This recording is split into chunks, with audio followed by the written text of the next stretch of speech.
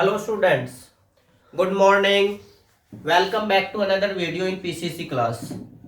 तो आज मैं लेके आया हूँ आपके लिए 11th क्लास की फिजिक्स।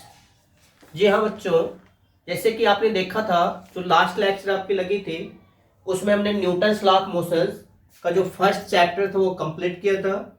उनके ऊपर जो बेस्ड थे वो न्यूमेरिकल भी हमने करवाया था। अब चलिए इस यूनिट के जो नेक्स्ट चैप्टर है उस चैप्टर को हम स्टार्ट करते हैं। Let's start now. चलिए अब देखिए जो सेकंड चैप्टर है वो है frictions and dynamic of circular motion. इस यूनिट में, इस चैप्टर में बच्चों हम फ्रिक्शंस की स्टडी करेंगे।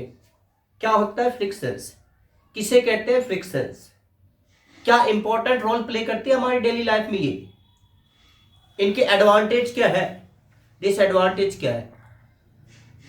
देखिए छोटी छोटी बात जो है वो बेस्ड है इसके ऊपर। जैसे सामने देखिए ये व्हाइट बोर्ड है और इस व्हाइट बोर्ड पे जैसे ये लिख दिया गया है frictions and dynamic of circular motions. क्या कभी आपने सोचा कि इस व्हाइट बोर्ड पे ये लिखा कैसे जा रहा है? Due to frictions. Copy pen जो आप यूज करते हैं, पेन से कॉपी पे कैसे लिख पाते हैं?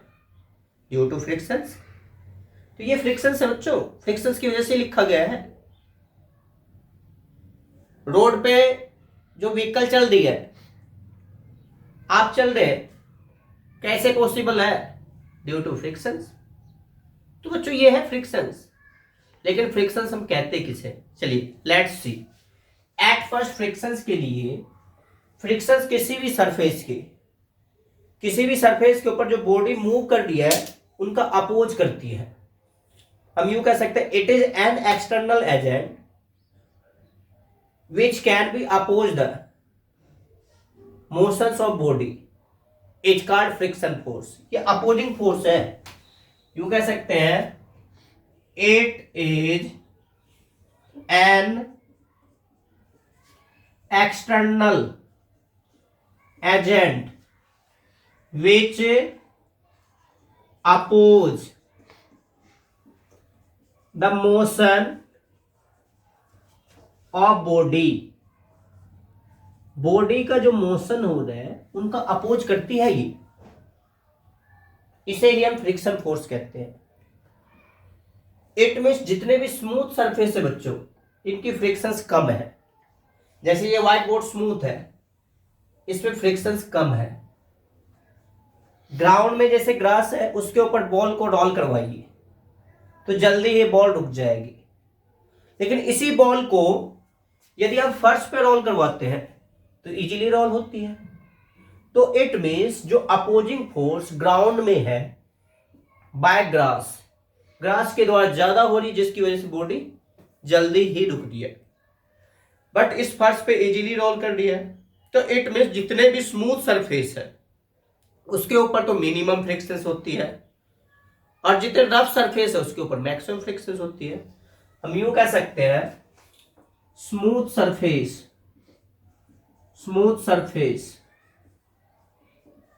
poses the less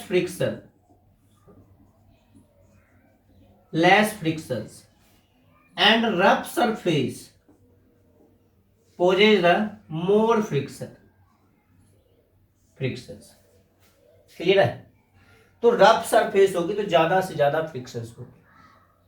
बच्चों इसमें एक और बात है, यदि एक्स्ट्रा स्मूथ सरफेस हो जाए, एक्स्ट्रा स्मूथ सरफेस फिर बहुत ज्यादा फ्रिक्शंस हो जाएगा, मोर फ्रिक्शंस। इनको ऐसे समझिए, जो सोप पेपर है ना, दो सोप पेपर को रखिए एक दूसरे कांटेक्ट में, आप खींच के देखिए, खींची नहीं जाएगी। एडहेसिव फोर्स की वजह से वो स्टिक कर जाती है। तो एक्स्ट्रा स्मूथ के बीच में फ्रिक्शन बहुत ज्यादा हो जाएगी। या आप यूं कीजिए, दो कॉपी लीजिए, कॉपी का जो पेज है वन बाय वन, एक कॉपी का पेज, फिर दूसरी, फिर तीसरी, फिर चौथी, पांचवी, ऐसे करके अगर पेज बाय पेज के अंदर जैसे फिक्स कर देते हैं, फिर कॉपी को खींची नहीं जाए, क्योंकि स्मूथ पेज है और इनके बीच में ज्यादा से ज्यादा फ्रिक्शन हो रही है। तो एक्स्ट्रा स्मूथ सरफेस पे फ्रिक्शन बहुत ज्यादा हो जाएगी। जैसे मान लीजिए आइस की लेयर है, बर्फ की जो सिल्ली होती है, एक बर्फ की सिल्ली के ऊपर दूसरी बर्फ की सिल्ली रखी है, वो चिपक जाती है आपस में, वहां पे भी ज्यादा फ्रिक्शन बन रही है। तो एक्स्ट्रा स्मूथ सरफेस के ऊपर मोर फ्रिक्शंस, सिंपली स्मूथ सरफेस हो गए तो कम फ्रिक्शंस हो गए, और रफ सरफेस हो गए तो ज्यादा फ्रिक्शंस हो गए।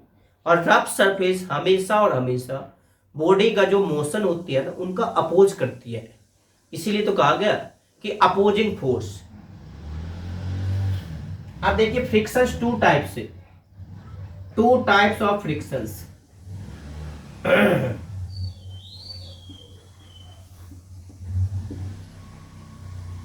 एक होता है बच्चों एक्सटर्नल फ्रिक्शंस, एक्सटर्नल फ्रिक्शंस, इसी को हम बोलते हैं बच्चों कॉन्टैक्ट फ्रिक्शंस, कॉन्टैक्ट फ्रिक्शन। अब एक्सटर्नल फ्रिक्शंस क्या बच्चों, जैसे ये सरफेस है और इस सरफेस के ऊपर कोई सॉलिड बॉडी, मान लीजिए ये बॉल है, अब ये बॉल जो मूव कर रही है ना, तो इस सरफेस के द्वारा अपोजिंग फोर्स अप्लाई हो रही है, जिसे हम कहेंगे external frictions. It is a special types of frictions which is always produced between the two solid bodies. It means when solid body are move over the surface of solid, then opposing forces are applied, which is known as external frictions. इसी का नाम हो जाएगा बच्चों external frictions. मतलब body, जो दो body move कर रही है, दोनों के दोनों सॉलिड है और इनके बीच में फ्रिक्शन फोर्स अप्लाई हो रही है, और इसी फोर्स का नाम हो जाएगा फ्रिक्शन, जो होगा एक्सटर्नल फ्रिक्शन फोर्स। क्लियर है? अब बात आती है बच्चों इंटरनल फ्रिक्शंस। इंटरनल फ्रिक्शंस को हम बोलते हैं विस्कोसिटी। ये तो सॉलिड बॉडी के लिए था बच्चों, और ये लिक्विड के लिए है। जैसे लिक्विड फ्लो कर रही है ना, लेयर बाय लेयर के बीच में जो अपोजिंग फोर्स हो रही है, उसे हम इंटरनल फ्रिक्शंस कहते हैं। जैसे मान लीजिए मिल्क है और हनी है, मिल्क तो इजीली फ्लो करती है, बट हनी इजीली फ्लो क्यों नहीं करती? क्योंकि जो हनी है, हनी के मॉलिक्यूल्स ज्यादा क्लोज्ड है, और क्लोज होने की वजह से ये इजीली मूव नहीं कर पा रही है, इजीली मूव नहीं कर पा रही है। तो इट मींस इंटरनल फ्रिक्शंस में हम यूं कह सकते हैं, it is an internal properties of liquid which can be oppose the flow of motions of liquid is called internal frictions. Internal frictions is also known as viscosity. Viscosity में जो liquid ज्यादा गाढ़ा हो उसकी विस्कोसिटी ज्यादा होगी, जो कम गाढ़ा हो उसकी विस्कोसिटी कम होगी। लाइक एज वाटर, वाटर और मिल्क में देखिए, जो मिल्क की विस्कोसिटी है ज्यादा है वाटर से, तो इट मींस ये लिक्विड के बीच में ही इंटरनल फ्रिक्शंस होती है। क्लियर है? तो बच्चों सॉलिड सॉलिड बॉडी के बीच में होगी एक्सटर्नल, और लिक्विड के बीच में होगी तो इंटरनल। इंटरनल फ्रिक्शंस को ही विस्कोसिटी भी कहते हैं। तो इस यूनिट में बच्चों हम एक्सटर्नल की बात करेंगे, इंटरनल की नहीं करेंगे। तो बच्चों अब हम चल रहे हैं, बात कर रहे हैं एक्सटर्नल फ्रिक्शंस में टाइप में, types of external frictions. External friction, external frictions का हमें टाइप देखना है। There are three types of external frictions. At first, static frictions, static friction. Second है limiting frictions, limiting friction, और थर्ड है kinetic frictions.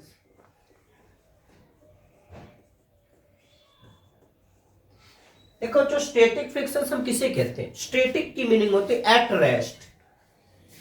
जब कोई बॉडी रेस्ट में हो, जैसे मान लीजिए ये सरफेस है और इस सरफेस के ऊपर एक ये बॉडी प्लेस कर दिया हमने, ये बॉडी प्लेस्ड किया। अब जो ये बॉडी रुक क्यों रही है? क्योंकि इनके बीच में फ्रिक्शन फोर्स है। ये बॉडी और सरफेस के बीच में एक फोर्स लग रही है जिसे हम फ्रिक्शन फोर्स कहते हैं। और ये जो स्टैटिक फ्रिक्शंस है, स्टैटिक फ्रिक्शंस क्या होगी? जब बॉडी रेस्ट में हो तो अब जो सरफेस के द्वारा अपवार्ड होगी ये फोर्स, इसे हम कहते हैं रिएक्शन फोर्स, नॉर्मल रिएक्शन, ये परपेंडिकुलर।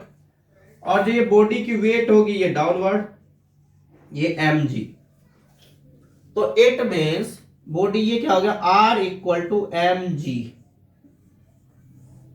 तो स्टैटिक फ्रिक्शन से बच्चों जो भी बॉडी रेस्ट में है तो बॉडी और सरफेस के बीच में जो फ्रिक्शन फोर्स अप्लाई हो रही है जिसकी वजह से वो बॉडी रुक रही है उसे हम कहेंगे स्टैटिक फ्रिक्शन। हम यूं कह सकते हैं friction forces are produce between the body which is comes to rest. It means all the static body are exist in rest state due to static frictions. जो बॉडी रेस्ट में है तो उनके बीच में फोर्स अप्लाई हो रही है और यही जो फोर्स हो रही है इसी का नाम हो जाएगा स्टैटिक फ्रिक्शन। इसी को हम कहते हैं स्टैटिक फ्रिक्शन। क्लियर है? तो स्टैटिक ही हो जाएगी। फिर बात आती है काइनेटिक फ्रिक्शंस। अब देखिए काइनेटिक फ्रिक्शंस क्या?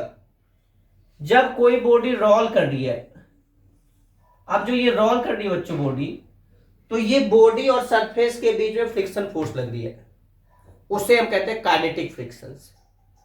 काइनेटिक फ्रिक्शंस में moving body, when body are move over the surface then friction forces are produce between them which is called kinetic frictions. जितने भी व्हीकल है बच्चों, 4 व्हीलर, 3 व्हीलर, 2 व्हीलर, सारी की सारी जो ये व्हीकल है इसके टायर में देखना आप ग्रिप बना रखी है और रोड के ऊपर भी फ्रिक्शंस है। तो ये फ्रिक्शंस की वजह से ये बॉडी रोल कर रही है। यदि फ्रिक्शंस नहीं होगी तो ये व्हीकल चलेगी नहीं। तो मूव करवाने के लिए भी फ्रिक्शंस चाहिए। तो जब बॉडी मूव कर रही है तो उनके बीच में जो फ्रिक्शंस लग रही है उसे हम कह देंगे kinetic frictions. Friction forces are produced between the body which is move over the surface. It's called kinetic frictions. Kinetic friction दो टाइप से होता है बच्चों। एक तो होता है स्लाइडिंग फ्रिक्शंस, स्लाइडिंग फ्रिक्शंस, और दूसरा है रोलिंग फ्रिक्शन। अब देखिए स्लाइडिंग में जैसे मान लीजिए प्लेन सरफेस है और ये हमने ये कर दिया इंक्लाइंड, इस सरफेस को हम बोलते हैं इंक्लाइंड।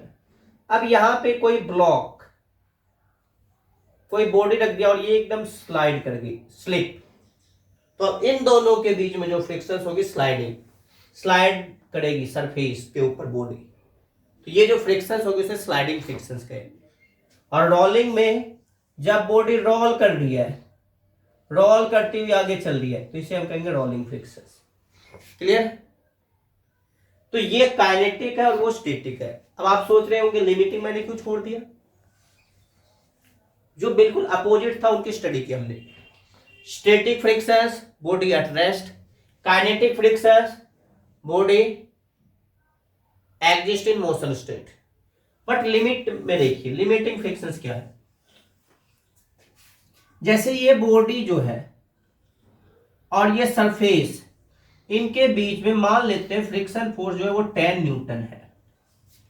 अब आपने क्या किया, 8 न्यूटन फोर्स अप्लाई कर दिया, क्या बॉडी मोशन में जाएगी? नहीं जाएगी। 9 न्यूटन कर दिया, जाएगी। 10 न्यूटन कर दिया, जाएगी? नहीं जाएगी। अब 10.01 भी करते है तो ये मोशंस में आ जाएगी। ये लास्ट लिमिट पे पहुंच चुकी है। अब ये मोशंस में आने को है, आएगी नहीं। मोशंस में आ जाए तो काइनेटिक हो जाएगी। तो वो मैक्सिमम लिमिट देखना है जो बॉडी क्या कहेगी, मोशन स्टेट में आने को हो। जब बॉडी क्या होगी, मोशंस में आने को होगी, तो उसे हम लिमिटिंग फ्रिक्शंस कहेंगे। हम यूं कह सकते हैं मूव एट द वर्ड्स। अब ये जो है क्या होगी, मूव करने करने को है, करेगी नहीं। Move at the words over the surface, move at the words over surface is called limiting frictions. देखिए अब मैक्सिमम लिमिट हो गई, यदि ये मोशंस में आ जाती है तो फिर काइनेटिक हो जाएगी, और रुक रही है तो स्टैटिक है। तो वही कह रहे हैं maximum value of static frictions is called limiting frictions. ठीक, तो ये है बच्चों स्टैटिक फ्रिक्शन, मतलब जिसमें लिमिट लगभग क्रॉस कर चुकी है, अब ये मोशंस में आने को है तो ये लिमिटिंग कहलाएगी। मीन्स क्या है कि जैसे आप कोई काम करने के लिए तैयार हो रहे हैं, अब आप करने वाले हैं, कर नहीं रहे। जैसे मान लीजिए कि आपकी मम्मी ने आपसे यूं कह दिया कि बेटे जाओ खाना खा लो, और आप स्टडी कर रहे हैं, ठीक है खा रहा हूं। फिर 10 मिनट के बाद फिर मम्मी आ रही है, बेटे खाना खा लो, ठीक है जा रहा हूं। फिर आफ्टर 10 मिनट्स फिर मम्मी आई, बेटे खा लो खाना जल्दी, बस हो गया लास्ट अभी जा रहा हूं। तो देखिए कंटिन्यूसली 3 बार आपकी मम्मी आई, आपसे कह के जा रही है बेटे खाना खा लो, बेटे खाना खा लो, 3 बार कह के गई। अब की बार लास्ट सिचुएशन है, अब आप यूं सोचे जैसे ही मम्मी आती दिख गई ना, तुरंत खड़े होके चलो भाई खाना खा लेते। अब आपने सोच रखा है कि जाएंगे, बट अब की बार आपकी मम्मी आई ही नहीं आई ना। तो अब देखिए आप जाने को है बट जा नहीं रहे। अब की बार आप ये सोचते हैं कि जैसे मम्मी दिख गई आती हुई तुरंत खड़े होकर चल देंगे, लेकिन अब की बार मम्मी आ ही नहीं रही है, चलो भाई कोई बात नहीं, पढ़ लो कर लो काम। तो देखिए ये मैक्सिमम है। इस एग्जाम्पल को एकदम डीपली माइंडेड सोचिए कि वो लिमिट है जिसमें कि मोशन में आने को है, आ नहीं रही है, आते ही काइनेटिक नहीं हो जाएगी। तो ये जो लिमिट होगी इसी को लिमिटिंग फ्रिक्शंस कहते हैं। जैसे आपने क्या किया, केले के छिलके हैं, उस छिलके के ऊपर आपने पैर रखा, पैर रखते ही अब आप गिरने को है, गिरने वाले हैं बट गिरे नहीं है, संभल गए। तो ये लिमिटिंग है, लिमिटिंग। तो बच्चों स्टैटिक और काइनेटिक के बीच की स्टेज है लिमिट, इसलिए maximum value of static frictions is called limiting frictions. यही है लिमिटिंग फ्रिक्शंस। क्लियर है? चलिए अब देखिए बच्चों लॉ ऑफ लिमिटिंग फ्रिक्शंस, ये है 4 टाइप से। चारों टाइप को ध्यान से देखिए। जैसे ये सरफेस है और इसके ऊपर एक बॉडी हमने प्लेस कर दिया, अब इसके ऊपर अपवर्ड जो ये हो रही है रिएक्शन फोर्स, और अब बॉडी यदि इस डायरेक्शन में मूव करेगी, डायरेक्शन ऑफ मोशन P, और इनके अपोजिट डायरेक्शंस में जो फोर्स लगेगी वो फ्रिक्शन फोर्स है। अब क्या कह रहा है first law, magnitude of friction force, magnitude of friction force produced between the body and surface in contact is directly proportional to normal reactions. It means ऐसे लिखिए, magnitude of limiting frictions, limiting frictions between body and surface in contact is directly proportional to the normal reaction।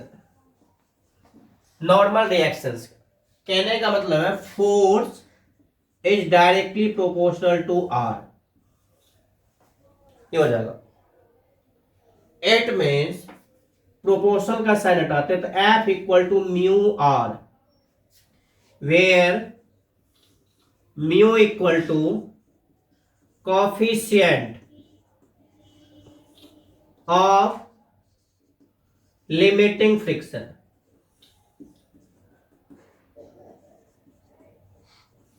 देखिए बच्चों, जितनी ज्यादा heavier body होगी ना उतनी ज्यादा नॉर्मल रिएक्शंस होगी।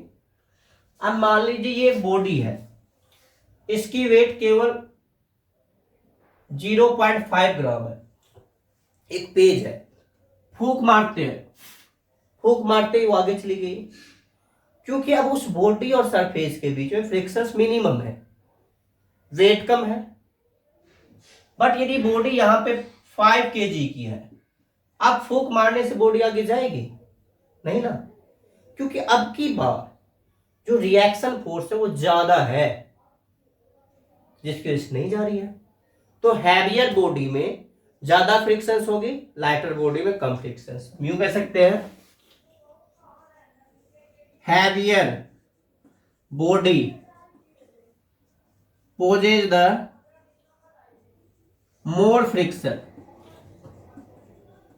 more friction and lighter body poses the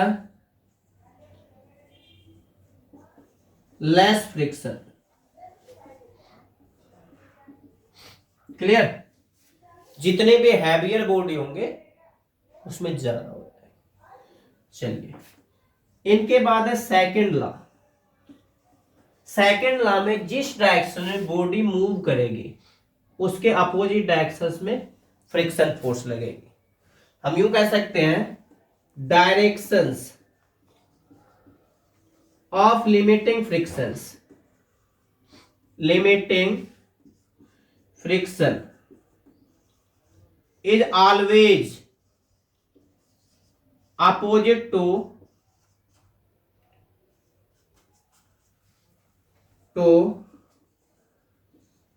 directions of motions of body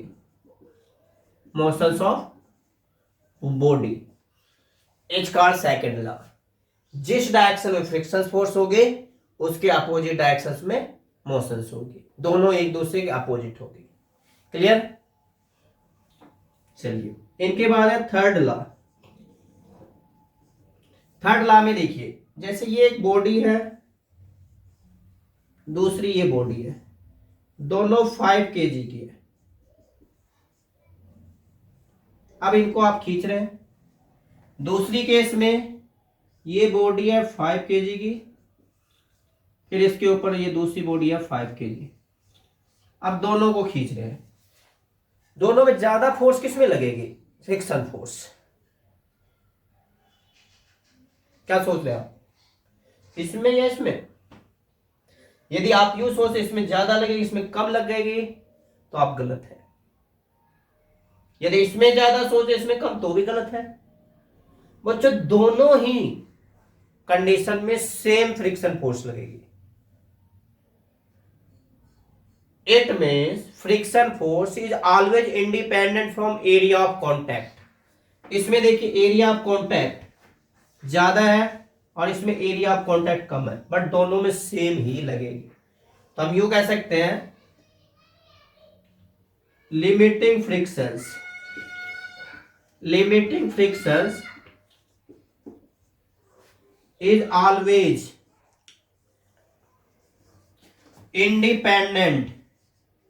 independent from area of contact। ये बच्चों थर्ड लॉ। इनके बाद है फोर्थ लॉ। देखिए फोर्थ लॉ में जो लिमिटिंग फ्रिक्शंस है, limiting friction is depend on nature of surface.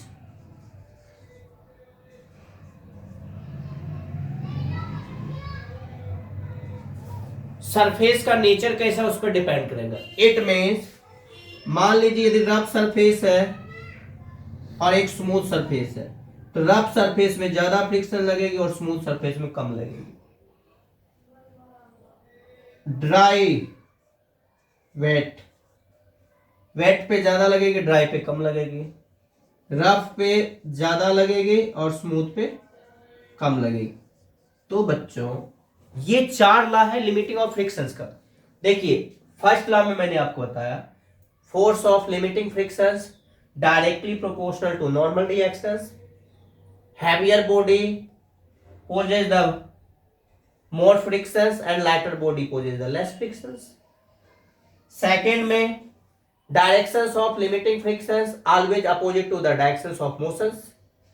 Third में limiting frictions is always independent from area of contact. And fourth में limiting frictions is dependent on nature of surface of material medium.